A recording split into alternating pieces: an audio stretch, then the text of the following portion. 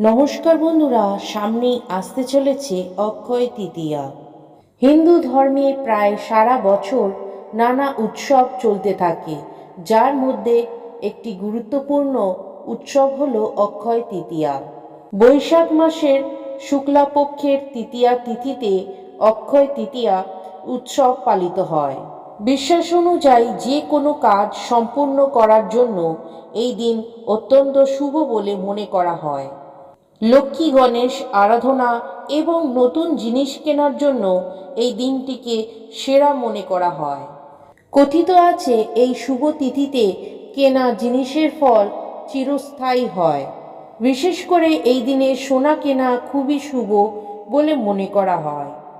আজকে এই বিশেষ পর্বে আমরা জানব অক্ষয় তৃতীয়া 2026 সালে কবে, 19 নাকি 20 এপ্রিল।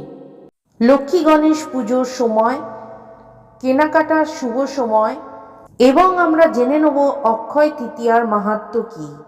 অক্ষয় তৃতীয়ার তিথি শুরু হবে 19 এপ্রিল 2026, 5ই বৈশাখ 1433 রবিবার দুপুর 1:14 পর থেকে।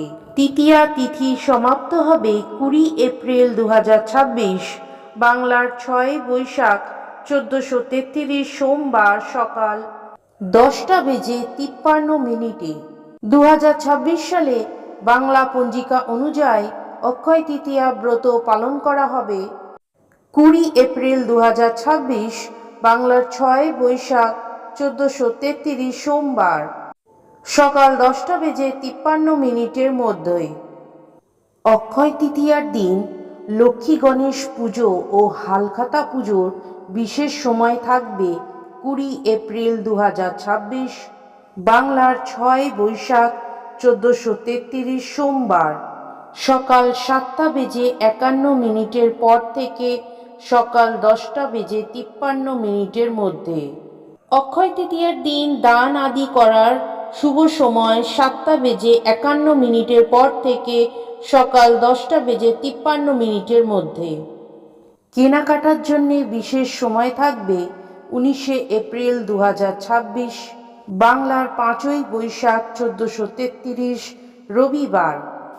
বিশেষ সময় সন্ধে 5:53 পর থেকে রাত্রি 9:22 মধ্যে। অক্ষয় তৃতীয়া এর মধ্যে অক্ষয় শব্দর অর্থ হল যার ক্ষয় নেই। বলা হয় এই দিন আপনি যা দান করবেন তার অক্ষয় ফল প্রাপ্ত হয়। যে সকল পূর্ণ কর্ম করবেন তা অক্ষয় হয়ে থাকবে। যে সকল তাৎপর্যপূর্ণ ঘটনা ঘটেছিল এই বিশেষ দিনে সেগুলি হল: বিষ্ণুর অবতার পরশুরাম আবির্ভূত হয়েছিলেন, রাজা ভাগীরথ গঙ্গা দেবীকে মর্তে নিয়ে এসেছিলেন, গণেশ বেদব্যাসের বাণী শুনে মহাভারত লিখতে শুরু করেছিলেন, চন্দন যাত্রা শুরু হয়েছিল, সত্যযুগ শেষ হয়ে ত্রেতাযুগের সূচনা হয়েছিল, কুবেরের তপস্যায় তুষ্ট হয়ে মহাদেব তাকে অতুল্য ঐশ্বর্য দান করেছিলেন। এই দিন কুবের লক্ষ্মী লাভ হয়েছিল বলে এই দিন বৈভব লক্ষ্মীর পুজো করা হয়।